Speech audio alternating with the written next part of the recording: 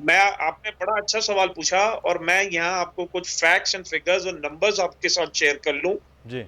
कि जो जून 2021 का फिस्कल ईयर खत्म हुआ है उसमें वफाक ने क्योंकि अपना एफबीआर का टारगेट पूरा किया था, तो एनएफसी के तहत तमाम सूबों को उनका जो शेयर था वो मिल गया है। सही। असल मसला है कि सिंध हुकूमत टैक्स इकट्ठा करने में नाकाम रही है। और मैं आपको ये बता दूं कि जो प्रोविंशियल रेवेन्यू का 370 अरब रुपए तक का इनका एस्टिमेशन था, वो तकरीबन सिर्फ 250 अरब रुपए भी कलेक्ट नहीं कर सके। और दूसरी बात यह है कि जो टोटल 1200 अरब रुपए का जो पिछले साल का बजट था, जिसमें से जो करंट एक्सपेंडिचर जिसको हम आम अल्फाज में कहते हैं हुकूमत को चलाने के लिए जी। इनका जो खर्चा था वो तकरीबन 950 अरब रुपए 1000 अरब रुपए का है। इनको 232 अरब रुपए डेवलपमेंट एक्सपेंडिचर जो नई स्कीम्स होती हैं उस पर खर्च करने थे। लेकिन जो साल खत्म हुआ उसमें ये 250 अरब रुपए खर्च नहीं कर सके और सिर्फ 123 अरब रुपए डेवलपमेंट स्कीम्स पे खर्च कर सके। ये इनकी इनकॉम्पिटेंसी है, ये बैड गवर्नेंस है। इनके पास एग्जीक्यूशन कैपेसिटी नहीं है कि जो पैसा इनके पास अवेलेबल है, जो रिसोर्सेज अवेलेबल है, वो राइट तरीके से सही जगह पे लगा सके। अब मैं आपको कल ही बताऊं कि जो असेंबली में कल बात हो रही थी कि एक रोड बन रही थी, उसका नई रोड नहीं बन रही थी, उसका रिकंस्ट्रक्शन हो रही थी, रिकंडीशनिंग हो रही थी। वो मरम्मत के लिए एक 16 किलोमीटर की रोड की मरम्मत के लिए, ये हैदराबाद शक्कर की तरफ एक कोई रोड थी, उसमें सिंध हुकूमत ने 7 साल लगाए। ये इनकी नाअहली है। जब मरम्मत के रोड के लिए 7 साल लगे रहे हैं तो नई रोडों के लिए तो मेरे ख्याल में 14 साल या 21 साल लगेंगे। वो 10,000 बसेस कहाँ हैं? वो कराची के लिए जो सेफ सिटी प्रोजेक्ट था वो किधर है? आप आप ये छोड़े ना, आज सुप्रीम कोर्ट ने भी कहा है कि कचरा भी नहीं उठा सकते। अब ये कचरा उठाने की जिम्मेदारी सिंध सॉलिड वेस्ट मैनेजमेंट की है, जिस तरह अरशद वोरा साहब ने कहा कि उसके चेयरमैन जो हैं वो चीफ मिनिस्टर साहब हैं। तो तो एक इनसे कचरा नहीं उठता। वो कर रहे हैं ना, वो कह रहे हैं कि इस वक्त जो है वो कचरा उठाने का काम भी किया जा रहा है। कराची में इस वक्त बेहतरी का काम किया जा रहा है। बिलाल गफ्फार साहब वो कह रहे हैं कि अब टाइम अब मिला है ना उनको, कि आपने पहले तो देखा कि केएमसी इस के बार पास। अगस्त में थोड़ी सी बारिश हुई कराची में और कराची का क्या हाल हुआ। ये तो आप वफाकी हुकूमत का शुक्रिया अदा करें कि इन्होंने 3 बड़े नाले साफ करवा दिए।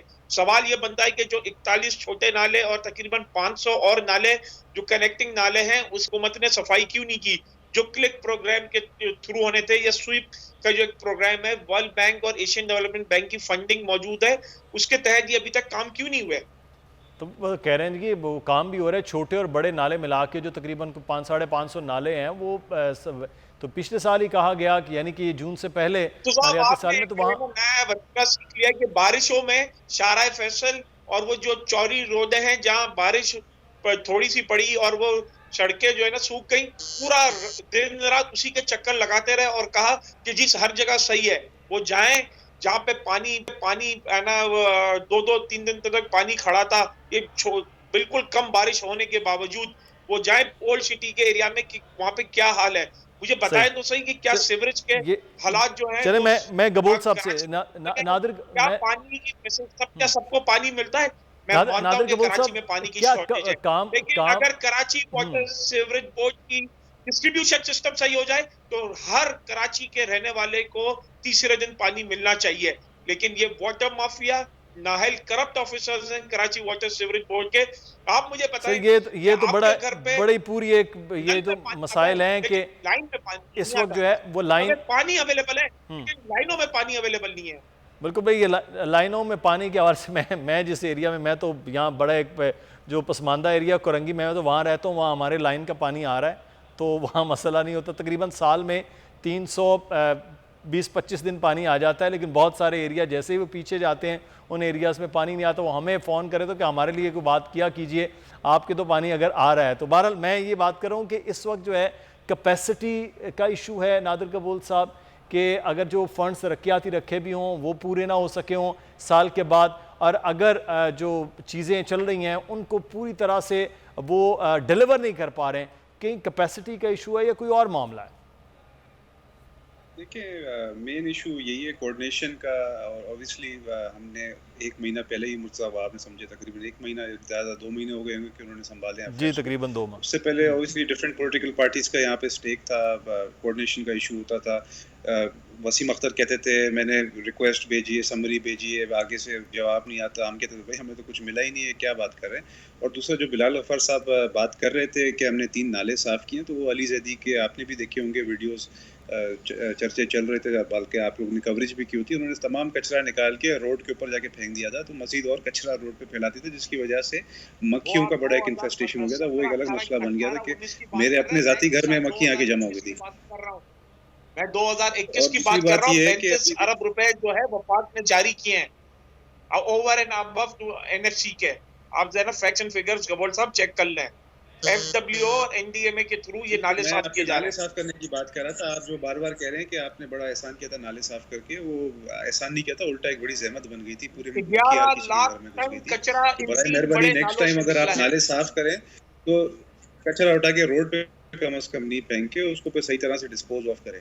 एंड कमिंग बैक टू अभी हम क्या कर रहे हैं, देखिए अभी एवरी डे आप खुद आपके चैनल कवर कर रहा होगा, हमारी जो तमाम जो हमारी पार्टी है इंक्लूडिंग हमारे एडमिनिस्ट्रेटर, वो बहुत ज़्यादा मेहनत कर रहे हैं। तमाम नाले भी साफ़ हो रहे हैं, रोड सड़कें साफ़ हो रही है।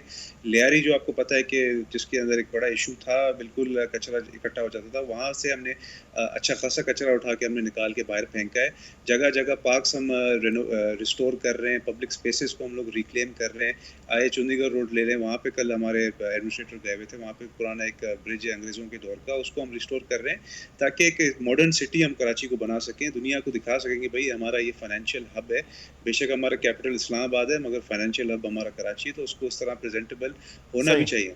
और चले बिलाल ये गफ्फार ये साहब कह रहे थे कि जी। पानी यहाँ पे शाहराह फैसल पे जमा हो जाता है। आप लाहौर की सीन्स देखें, इस्लामाबाद की सीन्स देखें, मुदस्सिर मुल्तान का भाई आप सर, खुद बताएं। एबटाबाद का, ये देख लें, इस्लामाबाद हर के जगह मुख्तलिफ पानी की पिंडी वहाँ पे में। सैलाब रेलें आ रही हुँ। थी। पूरा जो E11 सेक्टर है इस्लामाबाद का, वो डूबा था, लोगों की सर गाड़ियों वो को तो पूरे नुकसान का हुआ। पूरा वैसे ही जिस नाले के ऊपर तामीर हो तो फिर नालों के ऊपर तामीर के बाद यही हाल होता है। एग्जैक्टली, तो इस्लामाबाद कराची के को भी सिंगल आउट E11 के करना भी इज ये सूरत अनफेयर। हाल है।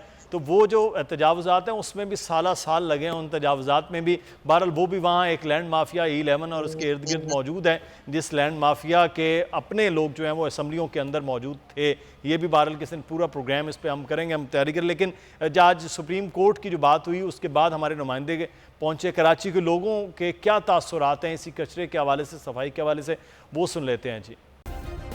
सब्सक्राइब करें और बेल दबाएं ताकि कोई खबर रह न जाए।